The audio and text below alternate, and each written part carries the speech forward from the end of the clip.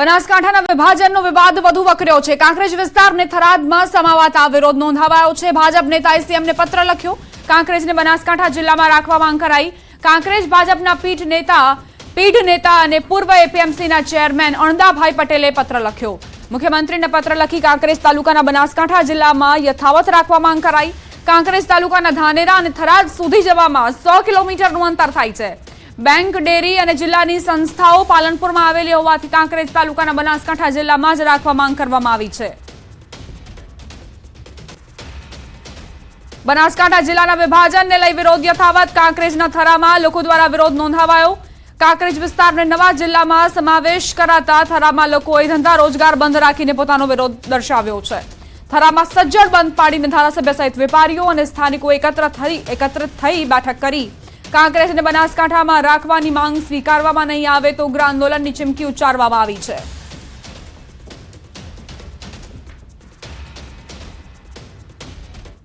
આગળ વાત કરીએ સુરક્ષિત ઉજવણીની।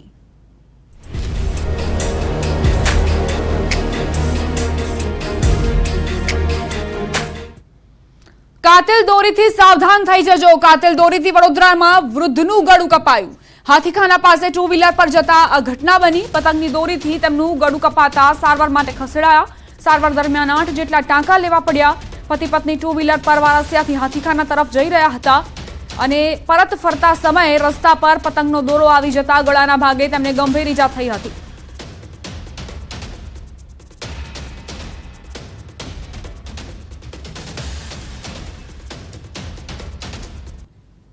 કાતિલ દોરીથી સાવધાન રહેજો। 1 અઠવાડિયામાં 3 લોકોના ગળા કપાયા। કાતિલ દોરીથી 3 લોકોના ગળા કપાતા ઈજાગ્રસ્ત થયા છે। ઉત્તરાયણ પહેલા કાતિલ દોરીએ કહેર વરસાવ્યો છે।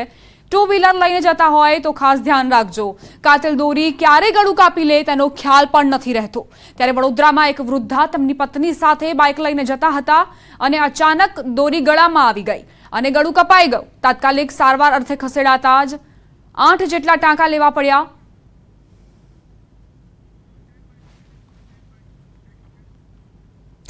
માતા પિતા તમારા બાળકોનું ખાસ ધ્યાન રાખજો। સુરતનો એક વિડીયો તમામ વાલીઓ માટે લાલબત્તી સમાન કિસ્સો છે। એક પતંગ માટે બાળકે પોતાના જીવને જોખમમાં મૂક્યો। બોમ્બે માર્કેટ પાછળના ઉમરવાડામાં જ્વલંત ટાઉનશીપનો વિડીયો વાયરલ થયો। વિડીયોમાં સાફ જોઈ શકાય છે કે બાળક એક પતંગ લેવા માટે એક ધાબા પરથી બીજા ધાબા પર છલાંગ લગાવી રહ્યો છે। નાની ઉંમરના બાળકને એ ધ્યાન નથી કે પતંગની કિંમત કઈ નથી અને પોતાના જીવને જોખમમાં મૂકી રહ્યો છે। ન્યૂઝ 18 ગુજરાતી આ સમાચાર થકી દરેક વાલીઓને અપીલ કરે છે કે તેઓ પોતાના બાળકોને આવા જોખમ ન લેવા માટે સલાહ આપે।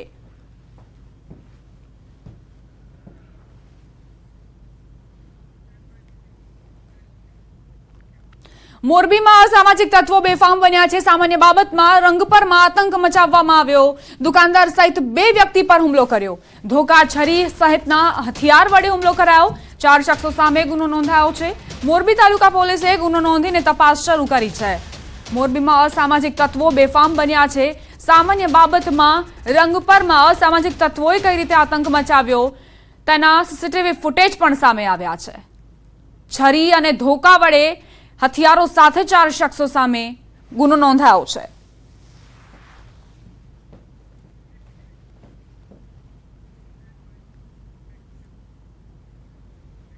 સમાચાર બનાસકાંઠાથી પ્રાપ્ત થઈ રહ્યા છે, જ્યાં કારમાં આગ બાદ મોત મામલે ખુલાસો। વડગામના ધનપુરા નજીક કારમાં આગ લાગી હતી। કારમાં આગ લાગ્યા બાદ મોત અંગે સૌથી મોટો ખુલાસો। એકની હત્યા કરીને કારમાં સળગાવી દેવાયો હતો। અમીરગઢના યુવકની હત્યા કરી તેને સળગાવી દેવાયો હતો। હત્યારાએ હત્યા પહેલા ઢેલાણાના સ્મશાનમાંથી રમેશ સોલંકી નામના વ્યક્તિ અને એક મહિલાનું હાડપિંજર બહાર નીકાળ્યું હતું, પરંતુ પોસ્ટમોર્ટમમાં લાશ સળગાવી હોવાની ખબર પડી જશે તે શંકાએ અમીરગઢના એક વ્યક્તિનું અપહરણ કરીને તેને સળગાવી દીધો। ઢેલાણાના ભગવાનસિંહ રાજપૂત નામના એક વ્યક્તિએ પોતાના વિમાનની રમક પકવવા માટે આ આખું ષડયંત્ર રચ્યું હતું।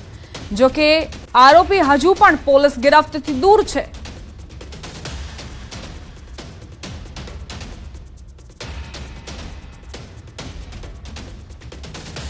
રાજકોટમાં પોલીસ કર્મીની હત્યા કરનારનું રિકન્સ્ટ્રક્શન, આરોપીઓને સાથે રાખીને રિકન્સ્ટ્રક્શન કરાયું।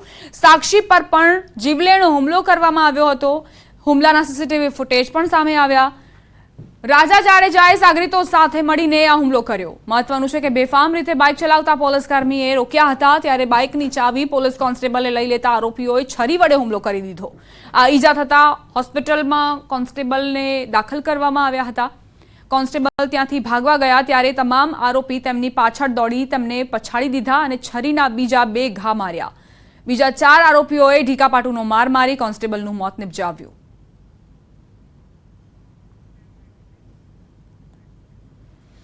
રાજકોટમાં વક્ફ બોર્ડના નામે દુકાનો બંધ કરાવનાર 9 શખ્સોની ધરપકડ કરાઈ। દુકાનોમાંથી સામાન બહાર ફેંકી તાળા માર્યા હતા। નવાબ મસ્જિદ ટ્રસ્ટના ટ્રસ્ટી ફારૂક મુસાણી સહિત 9ની ધરપકડ કરાઈ। નવાબ મસ્જિદની 3 જેટલી દુકાનોના વેપારીઓની દુકાનના તાળા તોડી સામાન બહાર ફેંકી દેવામાં આવ્યો હતો।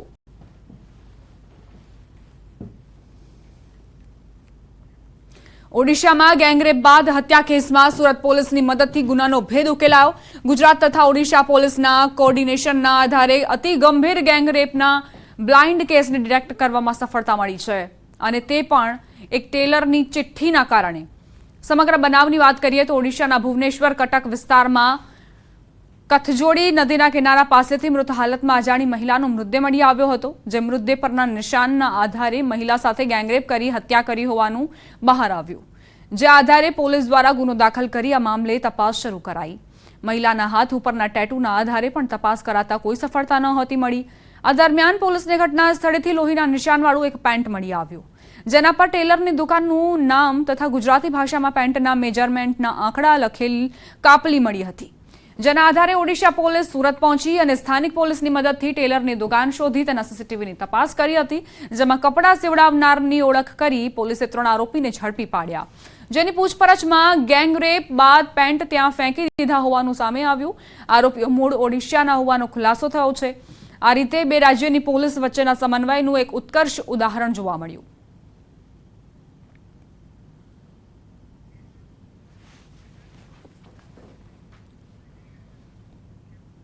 एएमसी परीक्षाમાં છબરડા કરનાર હેડ ક્લર્ક પુલકિત સથવારાની ધરપકડ બાદ તેને સાથે રાખી રિકન્સ્ટ્રક્શન કરવામાં આવ્યું હતું। એએમસી મુખ્ય કચેરીમાં પોલીસે પુલકિતને સાથે રાખીને જરૂરી ડોક્યુમેન્ટ અને કમ્પ્યુટર ડેટા કબજે કર્યા હતા। એએમસીની સેન્ટ્રલ ઓફિસમાં કમ્પ્યુટરમાં પરિણામમાં છેડછાડ કરાઈ હતી, જેના આધારે 3 વ્યક્તિઓને એએમસીમાં ટેકનિકલ સુપરવાઇઝરની નોકરી મળી હતી। આ મામલે કારંજ પોલીસ મથકમાં ફરિયાદ નોંધાઈ છે। સમગ્ર મામલે ખાતાકીય તપાસમાં જાણવા મળ્યું કે 3 વિદ્યાર્થીઓના માર્ક્સમાં છેડા કરવામાં આવ્યા હતા। હાલ સમગ્ર મામલે પોલીસ વિવિધ એંગલથી તપાસ કરી રહી છે। આગળની તપાસમાં ચોંકાવનારા ખુલાસા થાય તેવી પૂરેપૂરી શક્યતા છે। 3 કેન્ડિડેટ્સ ને જે એમના માર્ક્સમાં ચેડા થયેલા છે એ જે એનો મેઇન હેડ ક્લાર્ક છે પુલકિત કરીને, એ પુલકિતના લોગિનથી જ આ થયેલું હોય। પ્રાઇમા ફેસી જે શરૂઆત છે એમાં આપણે આ પુલકિતને અત્યારે અરેસ્ટ કરેલ છે અને આગળની તપાસ હાલ ચાલી રહી છે।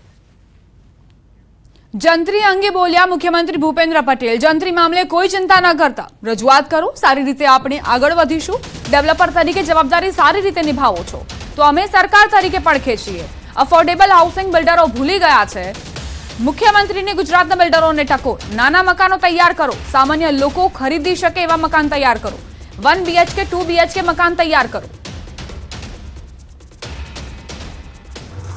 અહીંયાથી બધાએ થોડું રિલેક્સ કરી દીધું છે, અને હું થોડું વધારે રિલેક્સ કરી દઉં કે કોઈ ચિંતા ના કરશો।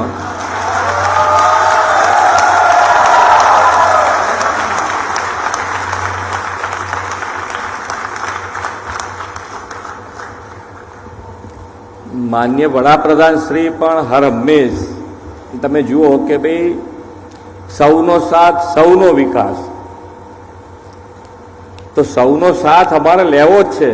તમે બધા સારી રીતે અમે જે ગેપ આપ્યો છે તમને કે ભાઈ તમે તમારી રજૂઆત કરી શકો, એમાં તમારી રજૂઆત કરજો, એમાંથી સારો રસ્તો હશે એ આપણે અપનાવીને આગળ વધીશું। પણ છતાંય કોઈ ગભરાવાની જરૂર નથી। સારી રીતે આપણે આગળ વધીશું અને વિકસિત ભારત તરફ આપણે આગળ વધવું હોય તો વિકસિત ભારત માટે ડેવલપર અને ડેવલપર તરીકે તમારી જવાબદારી તમે ખૂબ સારી રીતે નિભાવવાની તૈયારી બતાવો છો, તો સરકાર તરીકે અમે તમારી સાથે ઊભા રહેવા તૈયાર છીએ। નાના મકાનો કેવી રીતે બનાવી શકાય, 2 બેડરૂમ 1 બેડરૂમ, અને એ મકાન માટે બિલ્ડરને શું ફેસિલિટી જોઈએ એની પણ મારી ખુલ્લા દિલે ચર્ચા કરવાની તૈયારી છે. અને જંત્રી સંલગ્ન જ્યાં જ્યાં તમને એફએસઆઈ ખરીદીથી માંડીને બધુંય તમે જે એફએસઆઈ મોટી વધારે સરકાર આપે છે એમાં જંત્રી આધારિત બેઝ હશે તો એ પણ થોડો સુધારવાનો હશે તો સુધારીશું. પણ તમારે તૈયારી બતાવવી પડે કે અમે આવા નાના મકાનો પણ બનાવીશું અને છેક નીચે સુધી એફએસઆઈનો ફાયદો કે એફએસઆઈ ખરીદીનો ફાયદો છેક નીચે સુધી નાનામાં નાના માણસ સુધી તમારા તરફથી પહોંચવો જોઈએ. એની વ્યવસ્થા ઊભી કરવા માટે સાથે મળીને હવે ચર્ચા કરવી જોઈએ. અને તમને પણ પ્રોત્સાહિત કરવાની અમારી તૈયારી છે કે તમને નાના મકાન બનાવવાનું પ્રોત્સાહન મળે. કારણ કે જમીન એટલી મોંઘી તમે કરતા જાઓ છો કે એમાં તમને જ પછી એમ થાય કે હવે આમાં તો કેવી રીતે અમારે પેલું બનાવવું.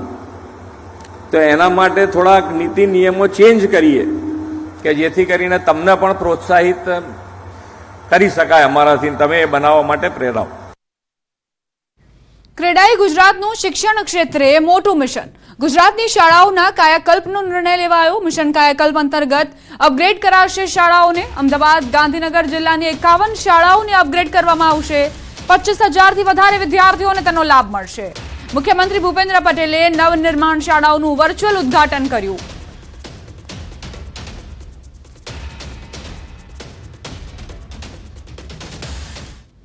દ્વારકા મંદિર નજીક દર્શનાર્થીઓને લાઇન વચ્ચે આખલો ઘૂસી જતા દોડધામ મચી ગઈ.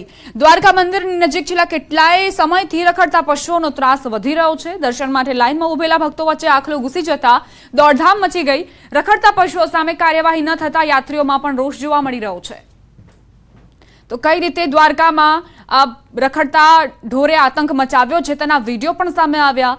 ભીડ હતી, ભક્તોનો ધસારો વધુ પ્રમાણમાં હતો અને તે વચ્ચે આખલો ઘૂસી જતા જ અફરાતફરીનો માહોલ સર્જાયો.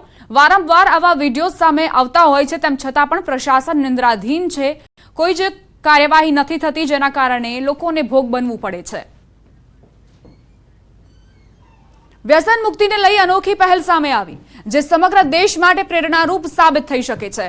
બોટાદ જિલ્લાના જાડીલા ગામે ગ્રામજનોમાં વ્યસન મુક્તિ અંગે જાગૃતિ લાવવા અનોખી બેઠક યોજાઈ, જેમાં વ્યસન મુક્તિ કરનાર ગ્રામજનો માટે ગામની વિશેષ મહત્વ એવી એક જાડીલા શ્રેષ્ઠ જાડીલા એકતા સમિતિમાં વિદેશમાં વસતા કમિટી મેમ્બર દાતાઓ દ્વારા વ્યસન મુક્તિ વ્યક્તિના નામે પ્રથમ વર્ષે વ્યક્તિ દીઠ 5,000 અને બીજા અને ત્રીજા વર્ષે 10,000 રકમ અર્પણ કરાશે. જે રકમ કમિટી દ્વારા ગામના વિકાસ કાર્યોમાં અર્પણ થશે.